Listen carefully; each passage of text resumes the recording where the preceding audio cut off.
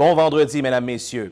Une histoire pour le moins troublante dans la péninsule acadienne. Une femme de Bac-à-Raquette a été agressée à l'arme blanche à son domicile mercredi soir. Sur place, un suspect âgé de 49 ans a été arrêté. Alexis André-Bellil a plus de détails. Vers 19h20 mercredi soir, des membres de la GRC se sont rendus sur la rue Saint-Paul après avoir été avertis qu'une personne y avait été agressée. Lorsqu'ils se sont rendus sur les lieux, ils ont découvert une femme âgée de 45 ans qui était grièvement blessée. Elle a immédiatement été transportée à l'hôpital. Des proches de la victime parlent de blessures au foie et aux mains. Heureusement, on ne craint pas pour sa vie. La victime, qui serait la propriétaire de l'entreprise Manon Gâteau, est connue et appréciée dans la communauté. Ses voisins se disent choqués d'apprendre qu'une telle agression puisse se produire dans leur petit village. C'est des bonnes familles. On ne s'attend pas à ce que ça arrive dans une famille comme ça, des drames pareils. Non, on parle avec eux autres assez souvent. On se voyait tous dehors comme ça. C'est comme touché, là. Tu sais, veut dire, passer alentour, là, c'est pas de quoi qu'on pensait, là.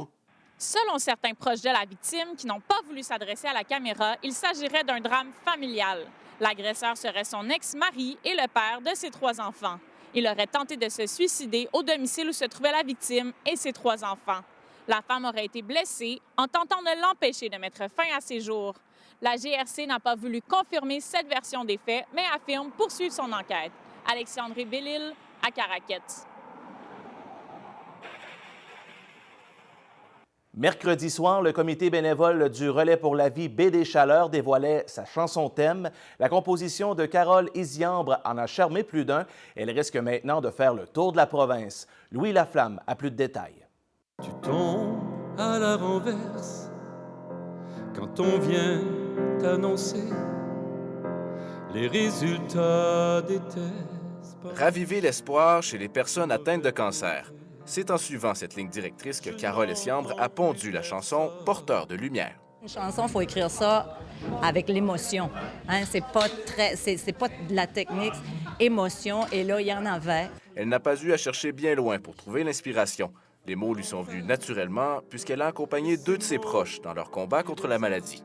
C'était facile pour moi parce que Régis a vécu, et en même temps que mon conjoint en 2015, l'annonce d'un cancer. Ils vont très bien. J'ai suivi beaucoup émotivement leur chemin. C'était tellement révélateur, c'était tellement ça que ça a été facile à la travailler et à l'apprendre parce que elle me sortait les mots de la bouche. C'est pas une balade, c'est pas quelque chose de rapide, c'est difficile à décrire un style de chanson, mais c'est lumineux. C'est une belle description d'une personne qui apprend du jour au lendemain qu'il y a un cancer, mais qu'en en allant vers la fin de la chanson, on voit tout l'espoir.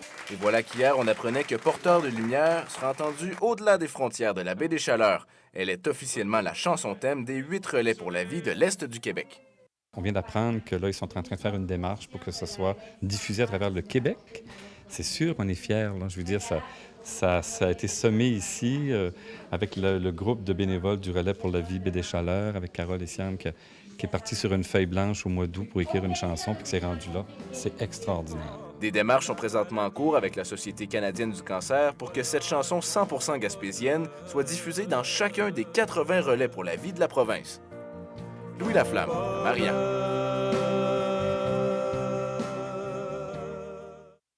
Le Cégep de la Gaspésie-des-Îles offre depuis plusieurs années à ses étudiants l'opportunité d'effectuer leur stage d'études à l'étranger. L'année 2019 sera digne de mention pour le nombre de stagiaires déployés. Étienne Malouin. Ce sont plus d'une 60aine d'étudiants dispersés dans 17 pays qui seront partis à l'étranger à la fin de la présente année scolaire. Les organisateurs de ces programmes sont conscients des bénéfices pour les cégepiens d'effectuer des stages hors Québec.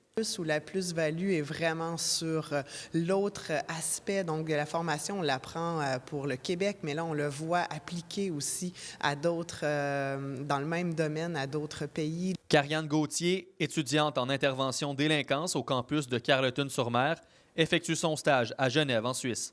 Pour elle, la différence la plus marquée comparée aux méthodes utilisées ici est l'implication des parents dans le processus de réhabilitation des jeunes. Les parents sont beaucoup impliqués, puis on essaie de les impliquer et de les accompagner à fond dans une démarche de réhabilitation au niveau de la famille. Une nouvelle technique utilisée, nommée discipline positive, crée un climat moins lourd lors des démarches impliquant les parents et les enfants.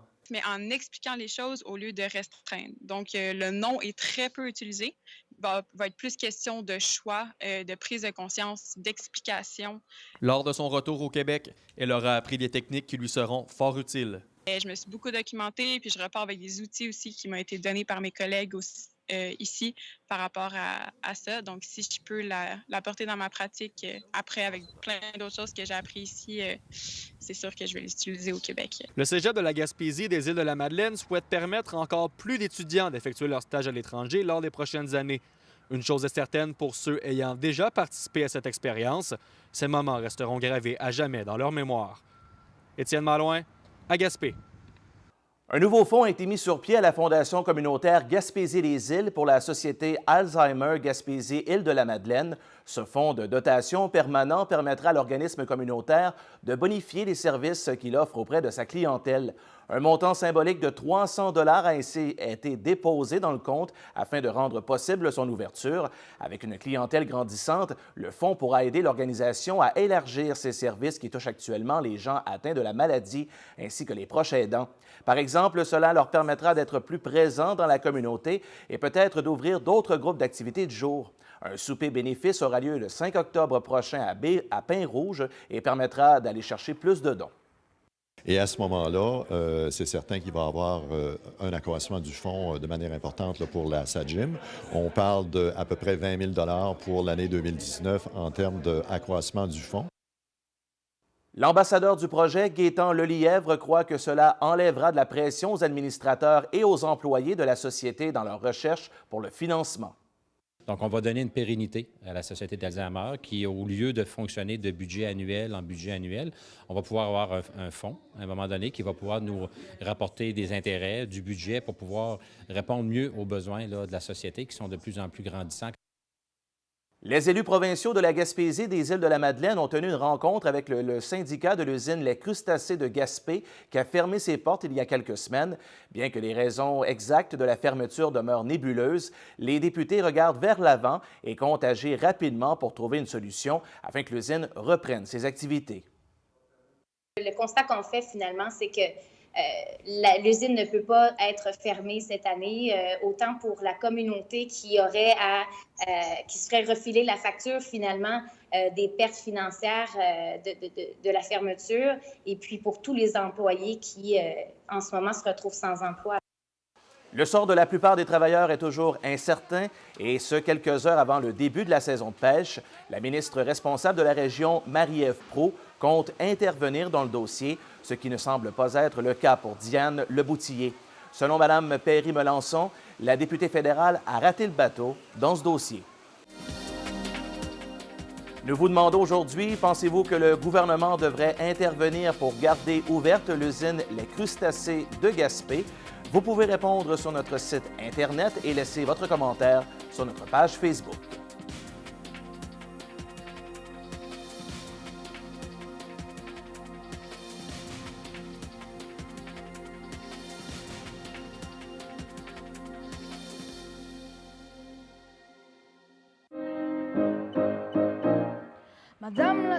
Shani Robert se sent comme sur un petit nuage depuis qu'elle a gagné la finale régionale de l'Est de Cégep en spectacle.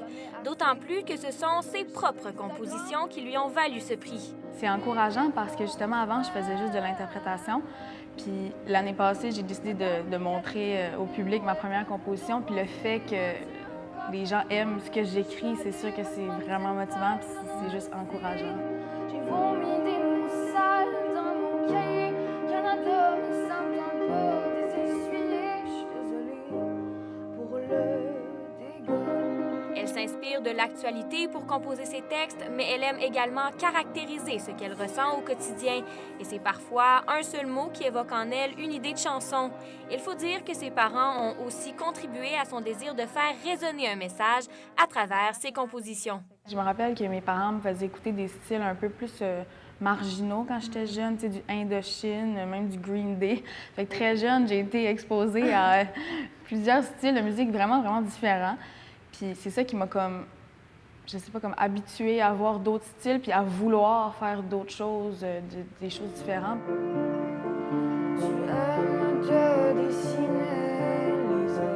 Elle entrevoit positivement la finale nationale de Cégep en spectacle qui aura lieu le 27 avril prochain.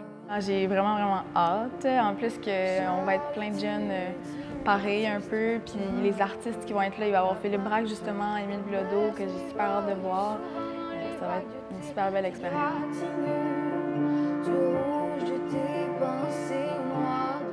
Anne-Laurie Asselin, Carleton-sur-Mer. La météo. Une présentation de tanguay.ca.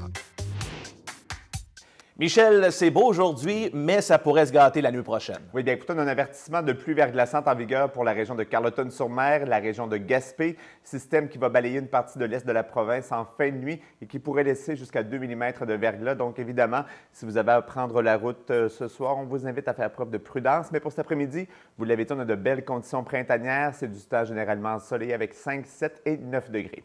Ce soir et cette nuit, c'est couvert sur la plupart des régions. On parle de pluie pour la péninsule acadienne et de pluie verglaçante pour Carleton-sur-Mer et Gaspé.